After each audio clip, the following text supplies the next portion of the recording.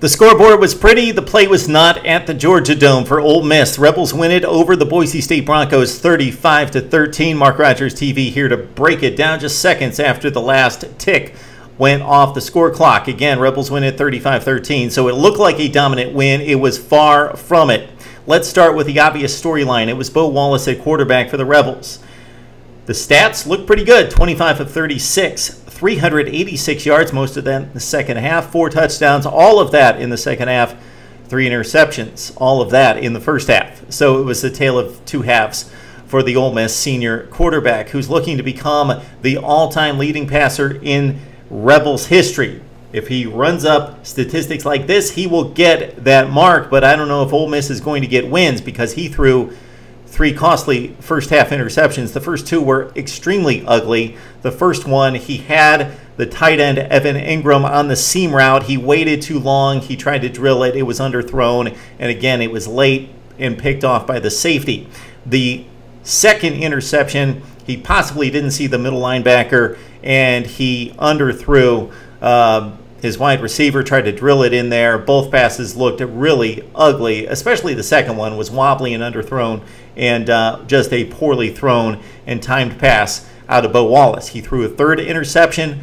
Rebels go in at halftime 7-3. Let's make no mistake about this. The Ole Miss defense won this football game. Cinquez Golson blasted the Boise State wide receiver on a 3rd and short play that stopped what would have been a first down play, and that kind of set the tone. We saw it time and time again, especially on about the first 4 drives of the game for Boise State, where Ole Miss defensive backs laid the lumber. Short tackling by Ole Miss. I was very impressed with this Ole Miss defense the entire night. We talked about it all off season. Mike Mary lost, but 10 other starters back for this Rebels defense that should be much improved on this night. They turned in 4 interceptions as well. C.J. Johnson, Cody Prewitt, who led the SEC with 6 picks last season. We mentioned Golson, and also an interception from Tony Connor, one of the finest defenders in the SEC.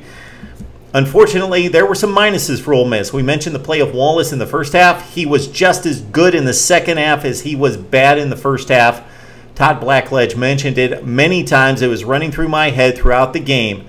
Yes, give this kid credit for bouncing back in the second half. Boise State looked like the better football team from about late first quarter to late third quarter, but they just couldn't capitalize because the Ole Miss defense was that good and stifling in key situations.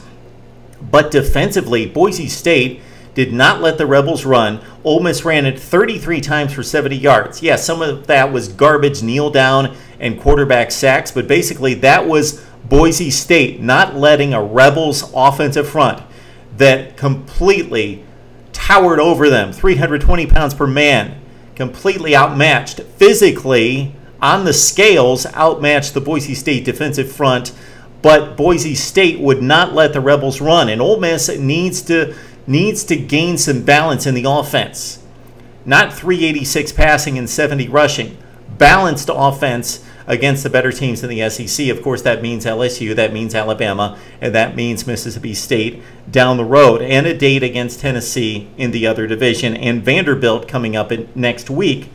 Again, Wallace was really great in the second half. He was horrible, that bad in the first half. He's got to play consistent games from gun to gun. He cannot turn the ball over 3 times through the air against the better teams in the SEC. If Ole Miss wants to go from a 5-loss team that went 3-5 in the SEC, yes, they were 8-5. Yes, they finished fringe top 25 last year. But if they want to take the strides to becoming an elite SEC team that vies for championships and wants to get back to Atlanta, to the Georgia Dome, to play in the conference championship game this season, Bo Wallace can't throw 3 interceptions a game.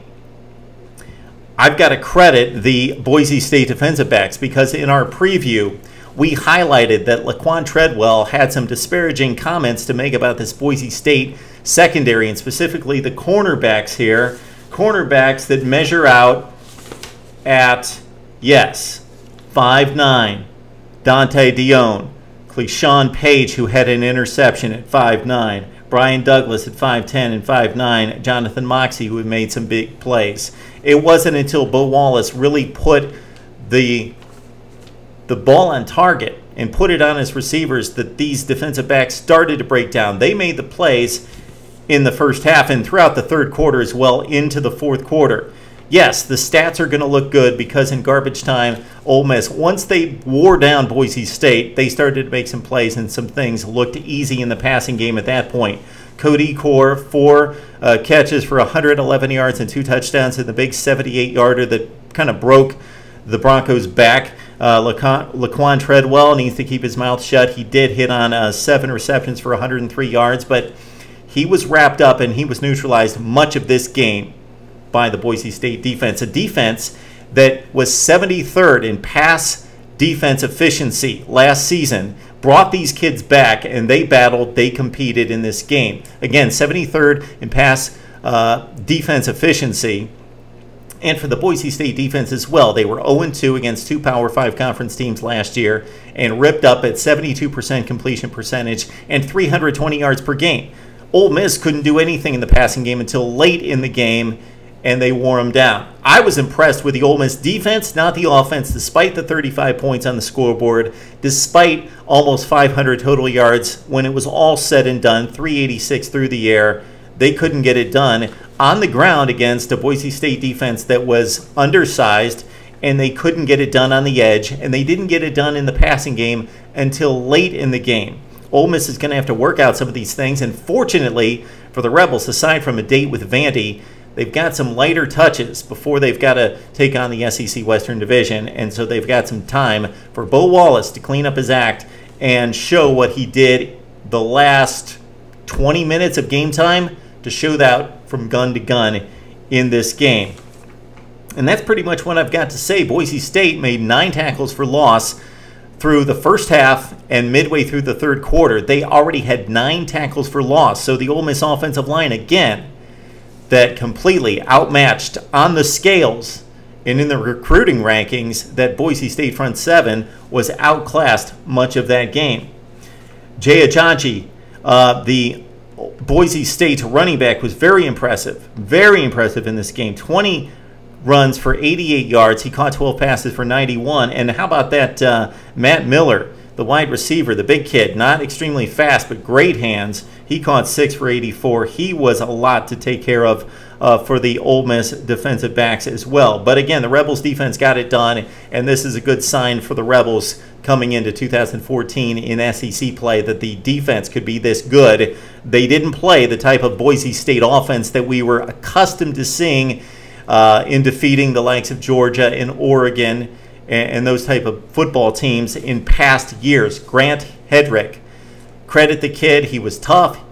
He did what he had to do. He did what he attempted to do, was maximize his resources and maximize his talent. But he's not a big-time quarterback, and he finished the day 36 of 46, which, again, the completion percentage high, but he dinked and doinked it for 262, 1 touchdown and 4 picks. He was limited, and Ole Miss took advantage. When they face a top-notch quarterback in the SEC, they're not going to face one non-conference.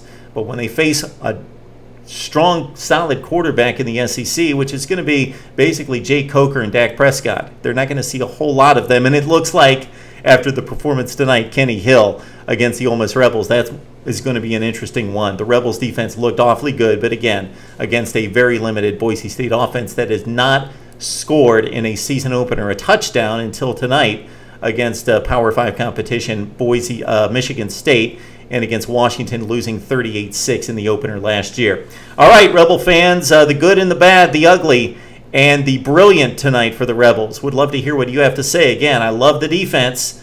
The offense couldn't run the ball against the smallish Boise State front 7, and the passing game took a long time to get going against those smallish corners. A 73rd ranked defense, pass efficiency defense last season. Would love to hear what you have to say, your breakdown on the Rebels, right here on Mark Rogers TV.